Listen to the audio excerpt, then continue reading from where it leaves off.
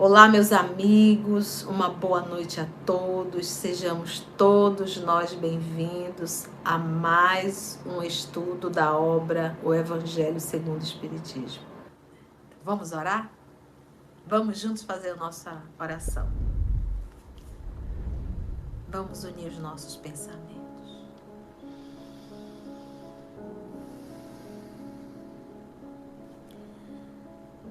Quando estamos, Senhor Jesus,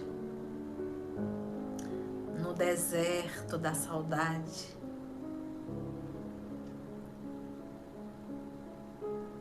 no deserto, muitas vezes, da solidão, de almas afins, almas que se ligam pelo mesmo ideal, pela mesma vontade de servir.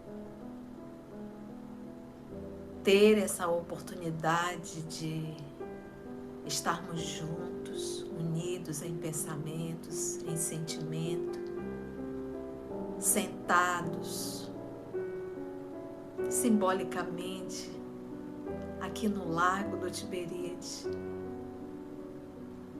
entrelaçados as nossas mãos, para mais uma vez, Senhor, podermos beber da Tua fonte e saciar a nossa sede. Muito obrigada, amor amado, por esse lugar que nos acolhe, por esse canto que se tornou um aconchego para o nosso coração, para os nossos corações.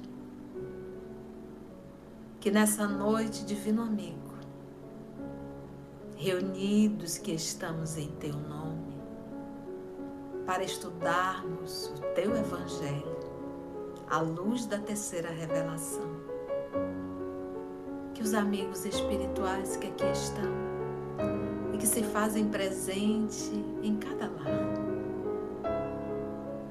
que eles possam, Senhor, conduzir mais uma vez esse trabalho que o Senhor nos confia, que nós possamos não atrapalhar, seja por pensamento ou qualquer tipo de sentimento, que possamos vibrar pelo bem, vibrar pelo trabalho, pelo estudo,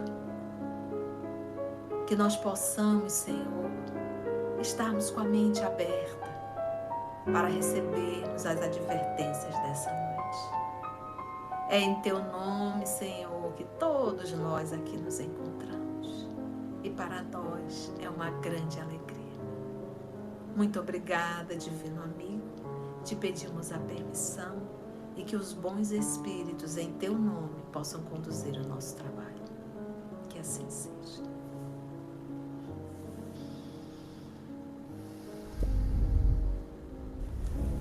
Muito bom, né, gente, essa oportunidade.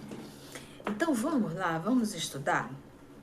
Então nós estamos na introdução, resumo da doutrina de Sócrates e Platão. Hoje nós devemos finalizar, nós já estamos no finalzinho, nós vamos pegar hoje o item 20. Temos aprendido em doutrina espírita que os pais, a união do sexo masculino e o sexo feminino, constrói um corpo físico, né? Ali no ventre materno. É o início de uma nova reencarnação. Mas o espírito que vem habitar naquele corpo não é uma construção dos pais. Aquele espírito, ele já existia antes da formação do corpo. Então é um espírito que é vinculado ao pai ou à mãe. É um espírito que às vezes precisa passar por uma prova muito difícil, física, às vezes uma enfermidade muito dolorosa. E Deus concede às vezes esses filhos muito doentes, que vão precisar de muito cuidado, Muitas vezes, há corações muito queridos. É como se ele dissesse assim: eu vou confiar o meu filho que está dodói para você cuidar dele. Então, são espíritos em processo de provação. Mas a grande maioria são reencarnações de espíritos que nós temos algo a aprender com eles, algo a resgatar com eles. Quando é que a gente percebe que é um processo, uma reencarnação dolorosa? Porque a relação entre pai e filhos, ou mãe e filhos, se torna muito difícil. E quando eu falo em difícil, eu não estou falando do processo da educação, eu estou falando realmente da relação. É uma certa animosidade que existe. Então, é muito mais do que uma falta de educação. Porque quando a gente reencarna, a gente não lembra do passado, mas as emoções a gente não esquece. Então, são relações muito difíceis. Então, ou seja, o espírito que reencarna é um espírito que já existia, já pré-existia antes do corpo. Mas, quando esse espírito chega, que ele passa aqueles 9 meses ali na vida intrauterina e mais os 7 anos de vida física, em que a reencarnação está se completando, a reencarnação ela começa na concepção e ela se completa aos 7 anos de idade. Então, esse período, meus irmãos, é um momento ímpar de processo de educação. Não pensa que tu vai sempre existir um nascimento de uma Alcione, de um espírito de alta grandeza. Não. A grande maioria, ou até mesmo a maioria, são espíritos da terceira ordem que precisam de limites, precisam de serem educados. Agora eu volto a repetir. As crianças, elas copiam. O adulto, ele copiou a mãe. Essa semana, eu encontrei a mãe do Maurício e a mãe do JP, que eles são irmãos. A Dona Maria foi sempre uma pessoa que me chamou a atenção. Eu a conheci ainda na época da sopa, lá atrás. Uma senhora muito educada, uma verdadeira lady. E é dela, a gente percebe na delicadeza dela. E a gente olha para o JP, olha para o Maurício, são rapazes tão educados, tão dóceis. E hoje a gente tem tanta dificuldade de encontrar isso. Mas quando a gente vê essas duas pessoas, eu parabenizo a Dona Maria, é o processo da educação. Então, esse processo da educação, ele é exemplo. Então, as meninas, elas têm uma tendência muito grande a copiar a mãe. E os meninos têm uma tendência muito grande para copiar o pai. Então, a gente, na condição de pais e de educador, a gente tem que perguntar: que exemplo eu estou dando para os meus filhos? Porque a forma que eu trato a minha mãe, eu trato o meu pai, os meus filhos estão vendo. E assim eles irão me tratar. Então a gente tem que entender que a palavra, ela até educa, mas o exemplo arrasta. O dia que a gente enfiar isso na cabeça, a gente vai parar de endeusar os nossos filhos. Porque olha o que o Sócrates diz aqui. Olha só. Todos os homens, todos, a partir da infância, fazem muito mais mal do que bem. É como se fosse assim, a partir da infância, o homem, o ser hominal, ele realiza muito mais o mal do que o bem. Mas por que isso, gente? Porque nós somos espírito da terceira ordem. Nós estamos aqui em luta. Então, esse período da vida intrauterina e esse período de 7 anos é uma oportunidade dos pais de educarem. Mas como eu, pai, como eu, mãe, posso educar se eu também não sou educado? Como é que eu quero que o meu filho fale de forma dócil, educada, se eu sou um grosseirão? Como é que eu quero que o meu filho não chame palavrão se eu chamo palavrão? Como é que eu quero que o meu filho não seja uma pessoa espalhafatosa se eu sou uma pessoa espalhafatosa? Como é que eu quero que o meu filho seja uma pessoa que cuide do outro se ele nunca me viu cuidar de ninguém? Como é que eu quero que o meu filho seja uma pessoa religiosa se eu não sou religioso? Como é que eu quero que o meu filho não seja uma pessoa vaidosa se eu sou vaidoso? Então não existe, faço o que eu digo, mas não faço o que eu faço. Isso é hipocrisia. Essa educação não existe. Então, nós temos que tomar consciência que nós estamos num planeta de provas e expiações e que nós recebemos espírito da terceira ordem e que precisam de educação, precisam de limites. Quem deseja aprofundar, além do livro Vida e Sexo, a gente está fazendo esse estudo aqui, ó, Lázaro Redivivo. Nós estamos gravando, está no canal. Essa semana nós conseguimos finalizar, não foi, Mita? A mensagem intitulada Resposta do Além. É a mensagem de número 15. Em que uma mãe faz uma pergunta, pede para o Chico perguntar para Humberto de Campos qual a orientação que ele daria para ela no processo de educação dos filhos. Gente, Humberto de Campos dá uma saculejada e fala da nossa incompetência mesmo no processo de educação. Ele critica a nossa permissividade. Eu vou pegar só um parágrafo aqui do Lázaro Redivivo para você sentir o tom. Depois você vai lá no canal e faz esse estudo. Se você é pai, é mãe e você quer aprender um pouquinho mais sobre esse processo de educação. Olha só. Dentro do novo mundo, nós aqui, e principalmente em nosso país, as crianças são pequeninos e detestáveis senhores do lar, senhores do lar. Pequeninos e detestáveis. Gente, às vezes tem uma criança dentro do lar que o adulto não pode sentar para conversar, porque o menino é um cão. Pequeninos e detestáveis senhores do lar. Ele dá o tom do lar. Ele dita as regras do lar. Ele diz quem tem que estar sentado e quem tem que estar correndo atrás dele. Que falta de limite no nosso processo de educação. Olha o tom que Humberto de Campos fala. E detestável senhor do lar, que aos poucos se transformam em perigosos verdugos.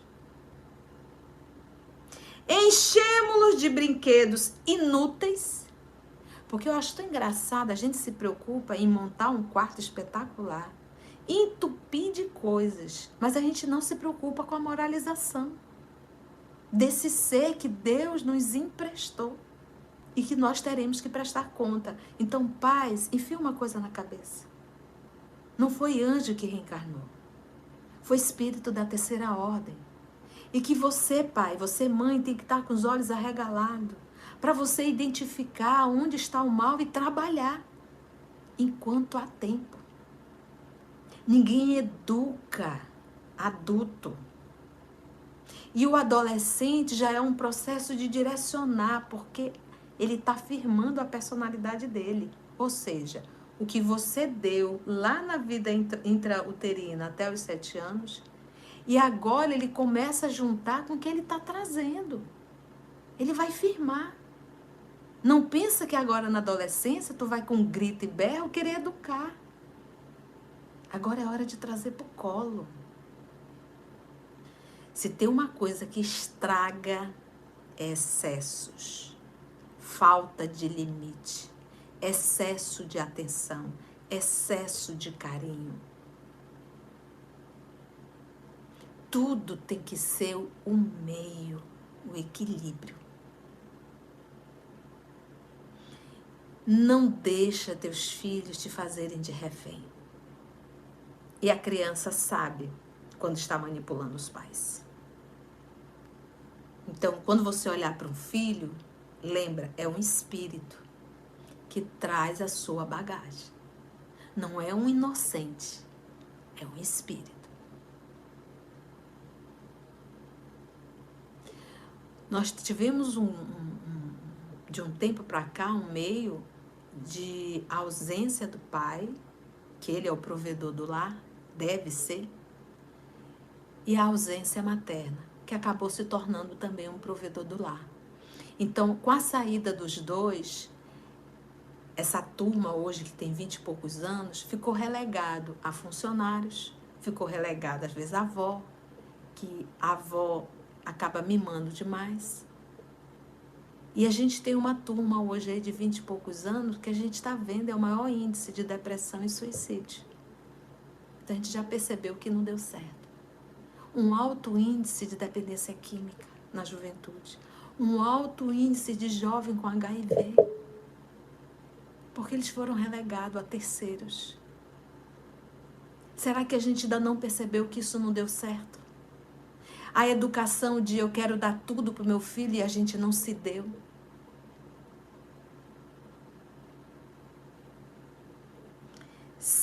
Enchemos-la de brinquedos inúteis e de carinhos prejudiciais. Dengo demais faz mal. Nós vivemos, eu tenho 51 anos. Então, na minha época, não era minha, da nossa época, era natural os pais ter 5, 6, 7, 8, 9, 10. A mãe da Mita ganhou, foi 15, né, Mita? Então, a gente já, dentro de casa, a gente já se percebia que a gente não era o centro das atenções. Porque a gente tinha que compartilhar e dividir. Éramos muitos. A dificuldade nos ensinou. Mas hoje, a grande maioria é um, no máximo 2. E quando é um filho só, meu Deus, esse ser tem certeza que o mundo gira em torno dele. E quando ele perceber que vai chegar um momento que o mundo não vai girar em torno dele, ele vai entrar em depressão ou vai cometer o suicídio. Porque não foi ensinado para ele que ele não é o centro das atenções. Então, a personalidade de um adulto tem sim muito a contribuição dos pais. Então, quando Sócrates diz, vou voltar aqui para o Evangelho, largar o Lázaro. Todos os homens, a partir da infância, fazem muito mais mal do que bem. Muito mais o mal do que bem, porque são espíritos da terceira ordem. Então, você pega um menininho de 2, 3 aninhos, o menininho cai ou a menininha cai, faz um escândalo. Aí você vai lá cheio de mim, me beijando. Oh, meu Deus, ponto, passou, mamãe, não. E vai lá e levanta o serzinho, o terrorzinho. Toda vez que ele cair, tu vai ter que ir lá levantar. E ele vai sempre fazer um drama. E ele vai estar com 20 anos, quando ele cair, você vai ter que ir lá levantar. E ele vai continuar fazendo um drama. Caiu, você olhou, viu que não quebrou nada? Levante, meu filho. Levante, você tem força para levantar. A vida é assim, meu filho. A gente cai, mas a gente tem que levantar para continuar. Mas o nosso excesso de dengo é muito prejudicial.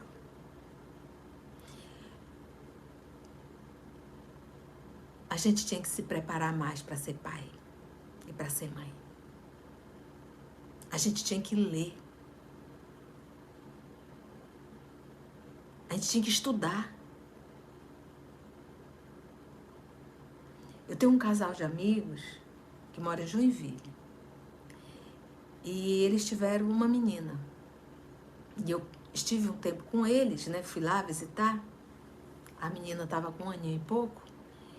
E era o Fabian, o pai, que dava banho nela. E o mais interessante, para dormir, colocava no berço, fazia uma oração, eles são evangélicos, fazia oração, desligava a luz e a menina dormia. Saíam, ficava ali a babá eletrônica. Eu olhei para aquilo. Eu digo, meu Deus, não tem um sacolejo, um balanço, um ai, ai, ai, eu quero dormir com a mamãe. Nada, nada. E eu perguntei, ó, Fabiana,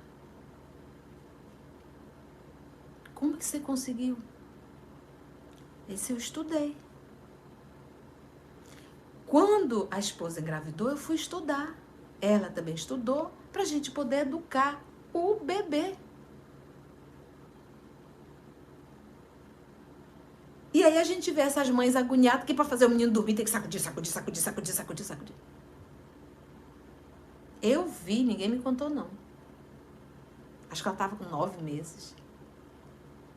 Chega lá, deita, faz a oração. No horário do almoço, faz também hábito de fazer oração, e ela dizia amém, amém, amém, era amém, amém. Exemplo, gente. Os nossos filhos são espíritos da terceira ordem? São, mas é por isso que o papai dá um período pra gente educar. Então, se eu quero educar meu filho, que eu comece me educando. Que eu comece a mudar meus hábitos para melhor. Porque por mais que você deteste uma atitude da sua mãe ou do seu pai, você traz dentro de você. Se você olha para sua mãe e diz, não suporto isso na sua mãe, você pode ter certeza que você faz igual ou pior. Igual ou pior. Aí o professor Allan Kardec diz assim, olha, essa sentença de Sócrates, porque foi uma sentença, né? A partir da infância fazem muito mais mal do que o bem. Essa sentença de Sócrates toca na grave questão da predominância do mal na Terra. Predominância do mal. Então isso quer dizer o quê? Que a grande maioria, ou melhor, a maioria dos espíritos que nascem são espíritos que precisam serem educados. Questão insolúvel sem o conhecimento da pluralidade dos mundos e da destinação da Terra. Então, qual é a destinação? Quem que está destinado para vir para cá? Espírito da terceira ordem, em processo de burilamento.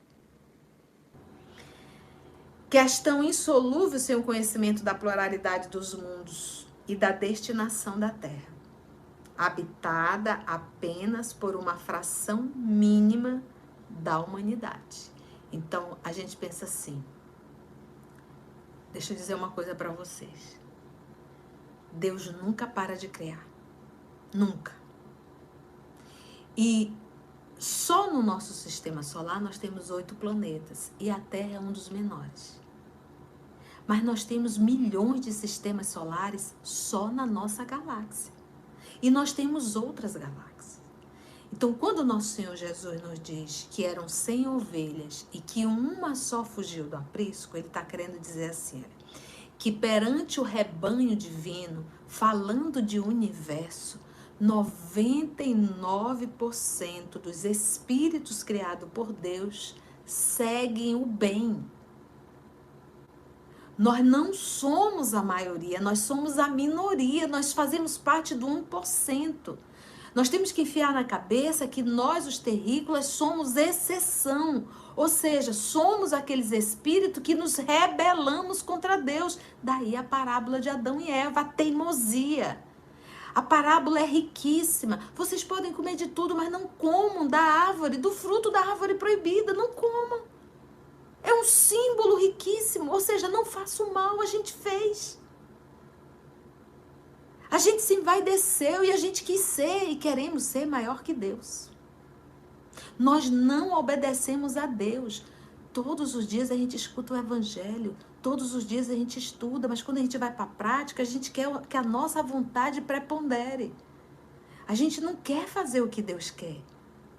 Isso hoje ainda, a nossa característica é essa. É a nossa rebeldia. A gente sabe o que Deus quer. Deus quer que a gente aprenda a respeitar e amarmos uns aos outros, a ajudarmos uns aos outros, a sermos bons. Mas quando a gente vai para a prática, a gente não consegue. Por quê? Porque a nossa vaidade, o nosso orgulho e o nosso egoísmo acabam com a gente. Então, a característica do terrícola é a rebeldia. Somos a maioria? Não, nós somos a minoria. Então, eu digo que são dicas infalíveis. Nasceu na Terra. Se é um espírito evoluído, é notícia mundial. Tanto é que hoje nós falamos do Chico. Mas nós não. Se nós não somos notícia mundial, nós somos... Se bem que tem gente que é notícia mundial e que é péssimo, né? Mas vamos falar do bem. Então é isso que a gente tem que entender. Nós somos a minoria, rebeldes. Por isso que o Emmanuel diz, urge Urge. E mesmo nós espíritas ainda temos a leseira de dizer assim, tudo no seu tempo. De que tempo você está falando? De que tempo você está falando? Você sabia que nós temos espírita a favor do aborto? Então, olha o nível de rebeldia de um terrícola. Deus está errado, eu estou certo. A escolha de Deus está errada, a minha escolha está certa. O meu jeito está certo, de Deus não. Ah, é isso que Deus quer, mas eu ainda não quero não. É isso. Por isso que o Emmanuel nos chama de rebeldes. E por isso que ele diz, urge, urge, urge, porque vocês já estão muito atrasados. Essa não é a minha primeira encarnação, nem a sua. Quando a gente lê o livro há 2000 anos, que a gente vai se deparar com aquelas histórias de traição, de orgias, de bebidas, de festas, de luxos, de mentiras. Ué, há 2000 anos atrás. Acaso isso não existe hoje? Existe. Do mesmo jeito. Então nós estamos aí há mais de 2000 anos repetindo os mesmos erros. Por isso que o Emmanuel diz, urge. Da pluralidade dos mundos e da destinação da Terra, habitada apenas por uma fração mínima da humanidade. Somente o Espiritismo lhe dá a solução. Desenvolvida logo adiante nos capítulos que nós vamos estudar, 2, 3 e o 4. Que é o processo da moralização, da educação.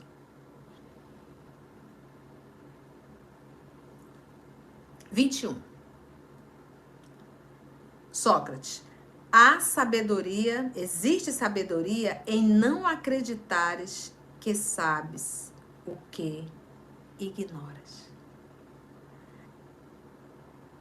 Eu não conheço absolutamente ou praticamente nada de espiritismo.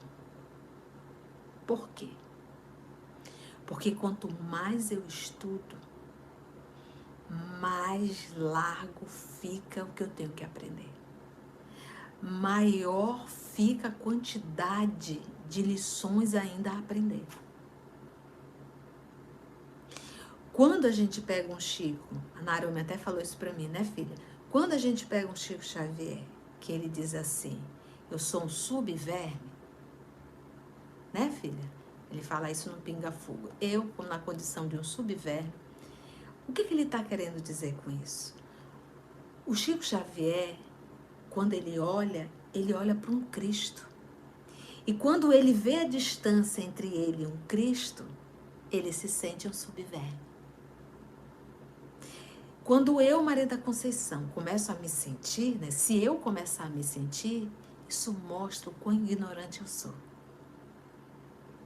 Porque quanto mais a gente tem um pouco de discernimento, mais a gente percebe o quanto nos falta para crescer, o quanto nos falta para aprender. Então eu achar que eu já sei tudo, isso mostra o quanto eu sou ignorante. Eu achar que eu já sou um espírito nobre, isso mostra o quão ignorante eu sou. Porque o meu parâmetro é quem para eu dizer que eu sou ótima? Se o meu parâmetro é o Cristo, e se o Chico é um subverme, eu sou um átomo.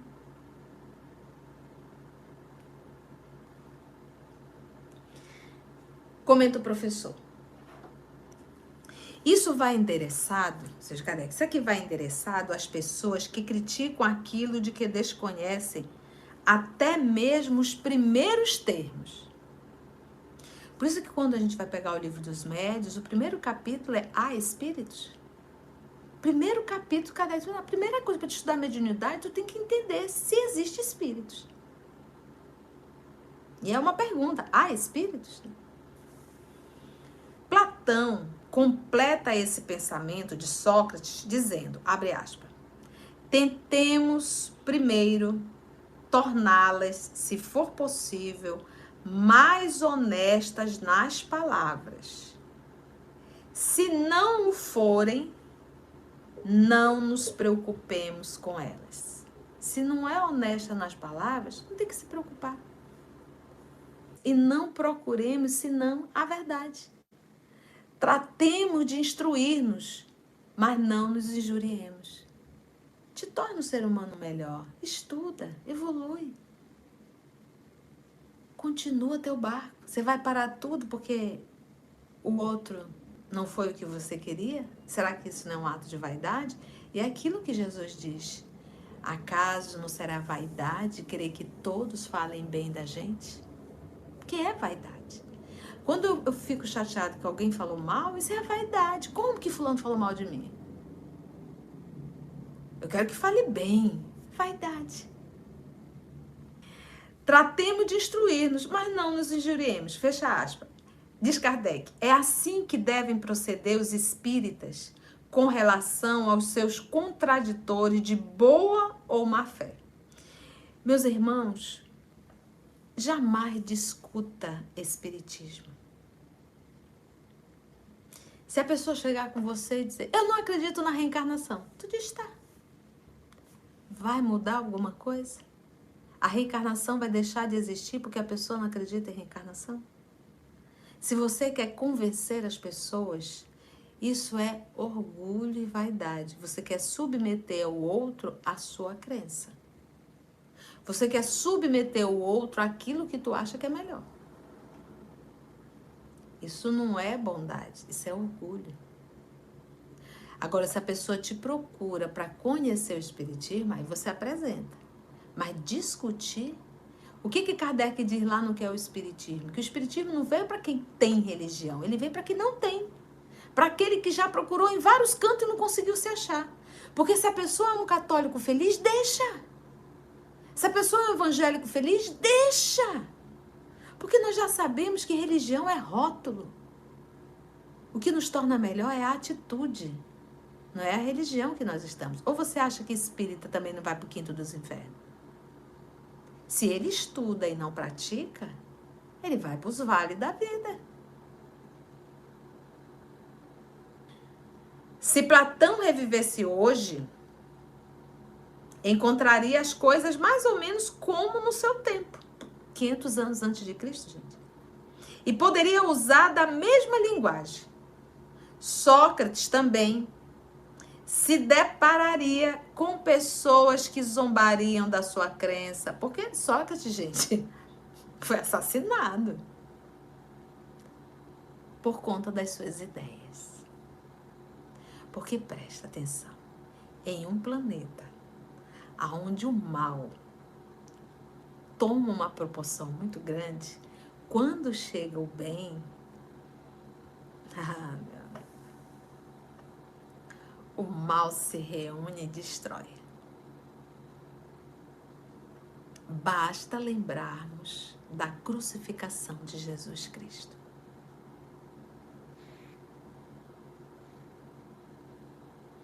Então, para você fazer o bem na terra, você paga um alto preço. Um alto. A honestidade é um alto preço.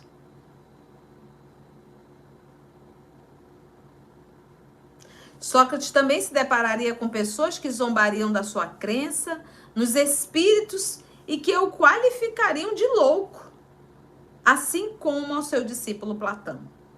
Foi por haver professado esse princípio que Sócrates se viu ridicularizado, depois acusado de impiedade e condenado a beber a cicuta, esse veneno.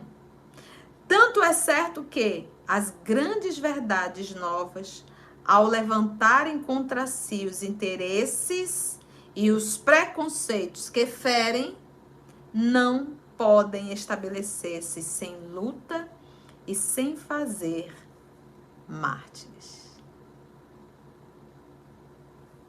Finalizamos a introdução, olha que bênção, gente. Aí nós vamos iniciar o capítulo 1, a próxima semana, não vim destruir a lei. E essa lei aí, que se refere, é a lei mosaica. Lembra que Moisés era um legislador.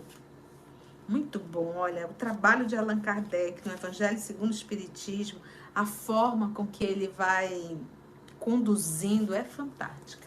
Muitas lições mesmo. Foi bom, gente.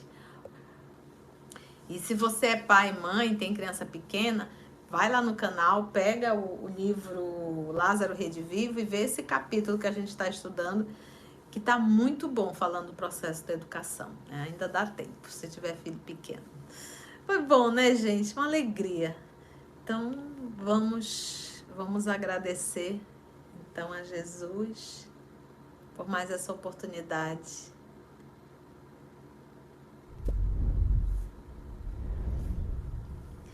Jesus, no silêncio da prece, teus irmãos a ti pedem paz. Canta comigo. Para aliviar um pouco as aflições, Senhor, enxugar nosso pranto. Precisamos do teu amor para sentir tua presença, envolver nossos corações. Por isso vem, Jesus.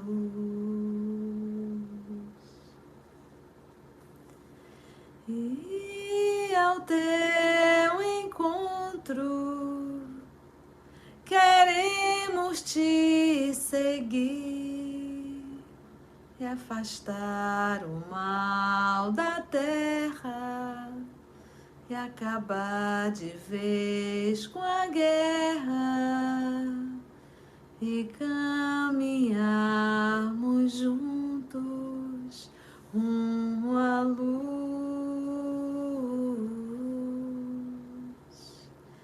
E ao teu encontro queremos te seguir e afastar o mal da terra. Esse mal, Senhor, que ainda alimentamos dentro de nós. Muito obrigado, amor amado, por mais uma oportunidade que nos foi dada de estarmos aqui ouvindo as lições do mais alto. Porque sabemos, Senhor, que é o Senhor falando com cada um de nós, através dos amigos espirituais, nos convidando ao bom senso, ao discernimento, à razão, à lógica. Obrigada, divino amigo. Nos fortalece, Senhor, na fé.